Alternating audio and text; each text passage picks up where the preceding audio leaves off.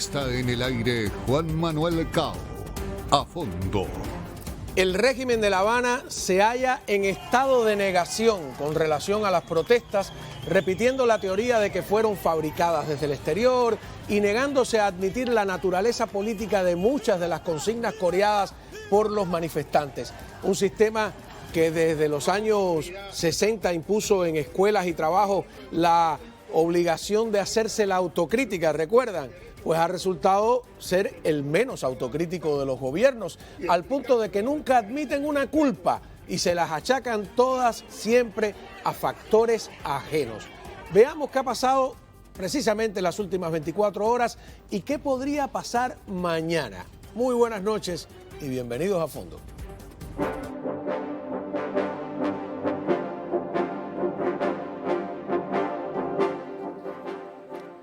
Bueno, privilegio tener aquí a Helet Martínez, directora de ADN Cuba. Gracias. Muchísimas gracias. Gracias por la invitación. Y también privilegio desde España, Iliana Hernández, periodista, opositora.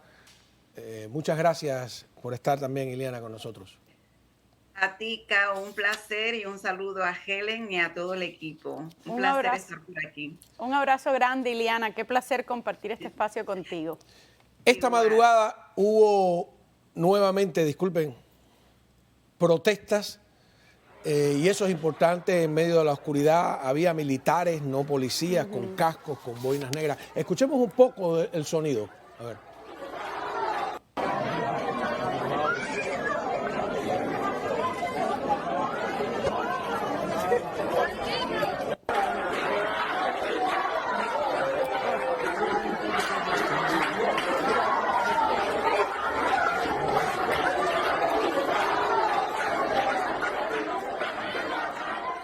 Bueno, estamos viendo estas, son imágenes de las últimas 24 horas de esta misma madrugada. Helet.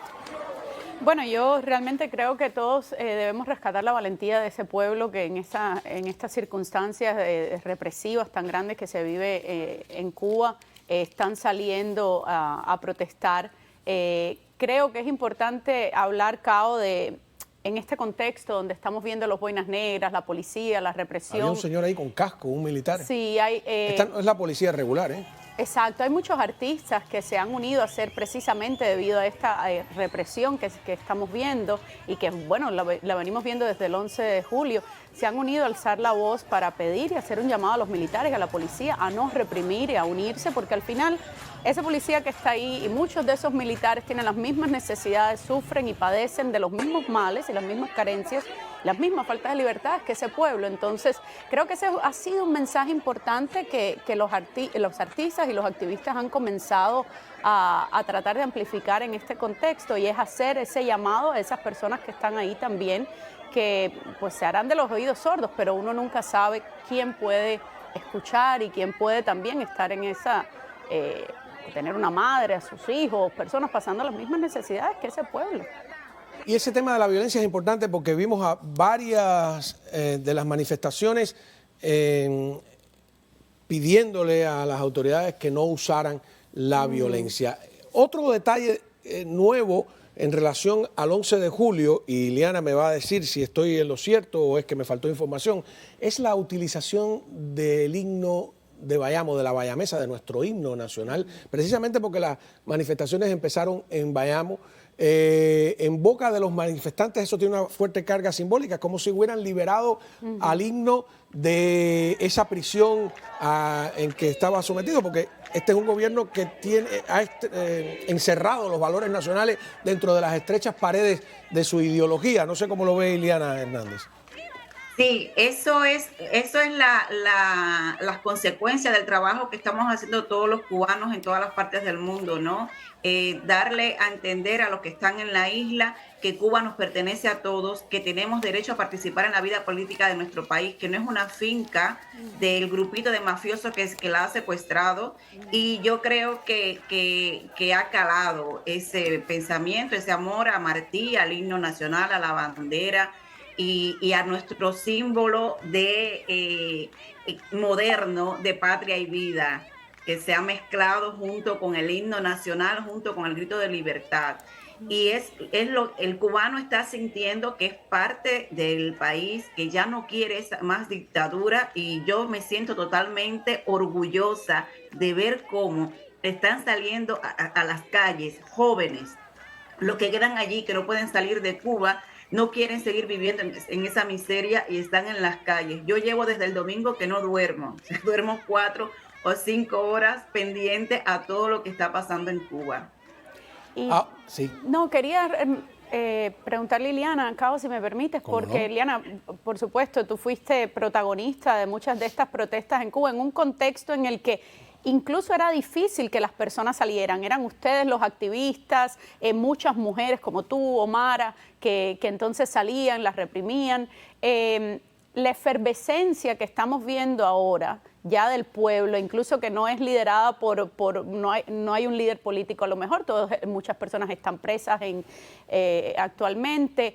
¿Cómo valoras tú esa diferencia de cuando tú estabas en la isla hace nada y ahora lo que está pasando allá? El pueblo ha aprendido y está aprendiendo a ser libre. Y eso es lo que ha llevado a la gente a que salgan a la calle sin un liderazgo. Ellos mismos se sienten líderes y esa es la enseñanza que hay que darle a cada uno de ellos, que se sientan líderes. Cada persona es un líder y tienen que defender sus derechos porque, déjame decirte una cosa, están condenados a muerte. En estos momentos, viviendo bajo este sistema que no los ampara absolutamente nada, no tienen comida, no tienen medicinas, no tienen agua, no tienen corriente, no tienen absolutamente nada, están condenados a muerte. Entonces ellos se ven la muerte y dicen, no, yo quiero vivir. Y por eso están saliendo a las calles exigiendo comida, corriente, agua, patria, vida y libertad. Exacto. Y es alucinante. Y falta La Habana. La Habana nos está decepcionando un poco. ¿Qué está pasando en La Habana? Que la gente en La Habana no está saliendo. Tú que me ves, Cao, tú sabes que a ti te ven en La Habana por el cable. Tú que me ves, habanero, ¿qué está pasando contigo? Que estás callado, silenciado y no estás haciendo absolutamente nada en apoyo a esos que están en las provincias orientales luchando por todo el país. Y una cosa que me llama la atención, Cao, en este caso, como el puesto a dedo no ha dado todavía la orden de combate, si te das cuenta, no hay tanta represión como la hubo el 11J. Solamente hay 3 detenidos hasta el momento que sepamos. Yo creo que Justicia, ahora reportamos que Justicia 11J habló de 10 y hay 3 que se conocen los nombres. Sí. Pero yo quería rescatar eso sobre el tema de la represión. Ellos han sido muy cuidadosos y de una manera solapada de cómo están manejando la represión, porque las consecuencias a nivel de relaciones públicas de Díaz-Canel en el 11J, con el llamado de combate que hizo y a la calle los revolucionarios, yo creo que tuvo un costo político importante para su imagen a nivel internacional.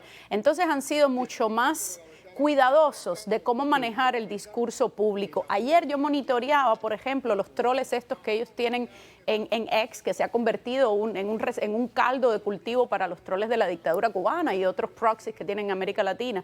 Y empezaron a publicar algunas de sus páginas, de estos troles, a mujeres con una escopeta diciendo, si te tiras como que aquí quedas, ¿no? Eso lo digo. Y empezaron entre esos mismos troles a replicar ese mensaje y me llamó la atención porque lo hicieron, por ejemplo, lo compartían, Cao, el Partido Comunista en Matanzas, el Partido Comunista en áreas donde todavía no se habían monitoreado protestas. Entonces, yo creo que están trabajando mucho a nivel de redes sociales y a nivel de la opinión pública internacional y están teniendo una estrategia mucho más amplia que la que tenían hace unos años a nivel de redes sociales con todos estos troles y páginas falsas que hoy que no hay como ese nivel de control en Twitter, en lo que es X, pues también se está dando mucho.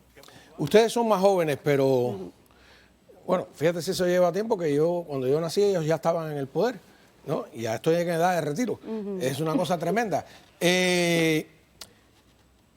A nosotros siempre nos decían que los gusanos eran los que venían de la época de Batista, del capitalismo, que no se habían educado en la revolución.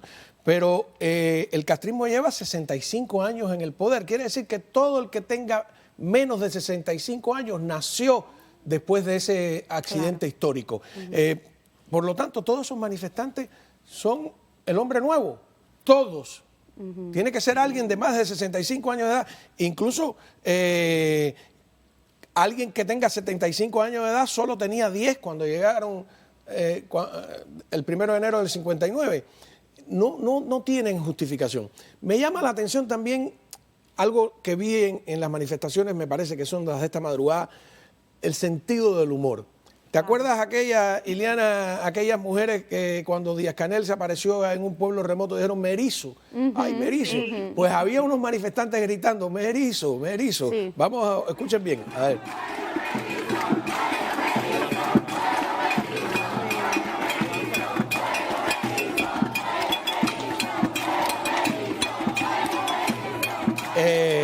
Y la oscuridad es porque no hay luz. Yo no sé, esas líneas ahí, no sé ni qué son. Es una cosa, parece una cosa abstracta, un dibujo de Kandinsky. No, Kandinsky tendría colores. Vamos. Reflejos de los teléfonos. Puede ser, sí. Claro, sí. Bueno, ayer vi una manifestación que la única luz que había era un teléfono de un tipo que estaba asomado por